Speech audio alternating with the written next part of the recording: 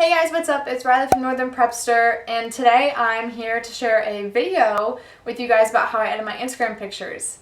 So a couple weeks ago I asked on my Instagram story, which if you aren't already following me, you can go ahead and follow me here. My username is @NorthPrepster. It'll be linked in the description box down below, and if you're watching this on my blog, it's over on the sidebar right underneath the picture of me. You can find all of my social links. I asked on my Instagram story a couple weeks ago if you guys would be interested in reading a blog post about how I edit my Instagram pictures, or if you would like to see a YouTube video. And as I kind of expected, YouTube video won, which is awesome because YouTube is definitely a medium that I'm definitely getting more interested in introducing to the blog, because I think it's one thing to read a post about how I edit my Instagram pictures, but for you guys to actually watch me edit the pictures, I think it makes a little bit more sense than me saying, oh, I upped the saturation by 3, but then you guys can actually see the changes happening to the pictures and how I go from the original picture to what ends up on Instagram. I'm just gonna go ahead and do a screen recording, and I'll pop it in right here so you guys can watch me edit the pictures and kind of listen to me talk through my process. So there's 3 main apps that I use when I edit my Instagram pictures. So the first one is Adobe Lightroom, which I believe is free in the App Store. I don't know how I came across this app, but basically what I do, so as soon as I take the picture, and most of my pictures are taken on my iPhone. Occasionally they're on my DSLR if it's an outfit photo from a blog post, but most of the time they're taken on my iPhone 6. What I do is after I take a picture, I just go ahead and pop it into Lightroom, and then so I'm going to be editing for you guys in Lightroom is this one that I actually just posted on my Instagram about an hour ago. So it's just me eating in a side bowl in the Costco parking lot. So the first thing that I do is I go into the light tool and I up the exposure. Not that much, it just kind of, obviously you don't want to overexpose, and I don't like my photos dark. I definitely like a brighter feed. So I usually will go up about 0.3-ish, and then I will up the contrast a little bit. Usually I drop the highlights pretty far down.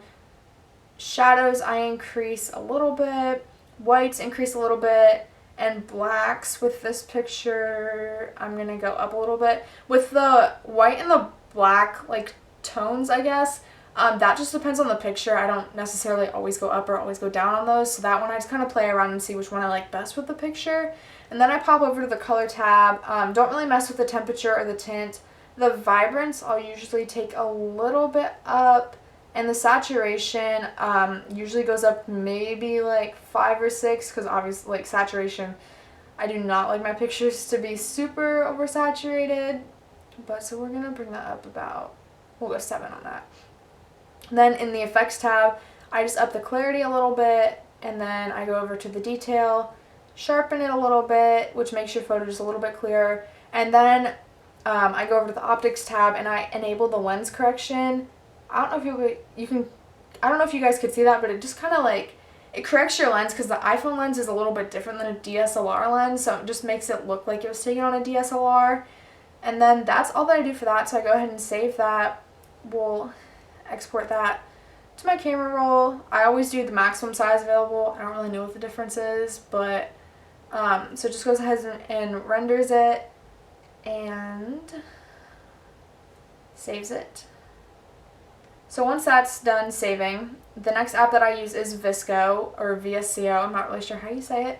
But and the preset or the filter that I've been using on all of my pictures is the C1 filter, which is free, so you don't have to buy any additional filter packs and stuff.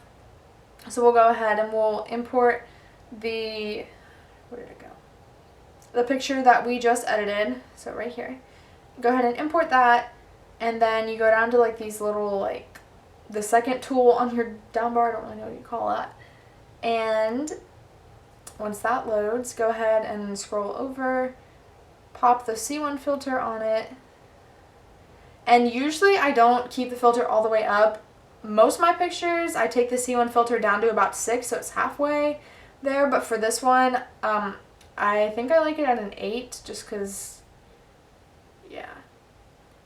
The next thing that I wanted to show you guys was when I take pictures, mainly ones that just go on my Instagram story, I don't use Lightroom, I just go straight into Visco, And so like take this picture of, oh my phone's frozen.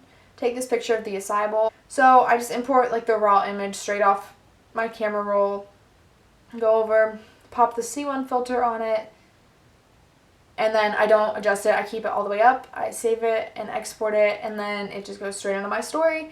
So those ones are really easy to edit. So that's how I edit my Instagram pictures. Nothing too fancy, usually pretty quick. So I hope you guys enjoyed seeing this video, and if there's any other videos that you guys would be interested in seeing, definitely feel free to shoot me an email or leave a comment down below. I would love to film more videos because this is actually kind of fun.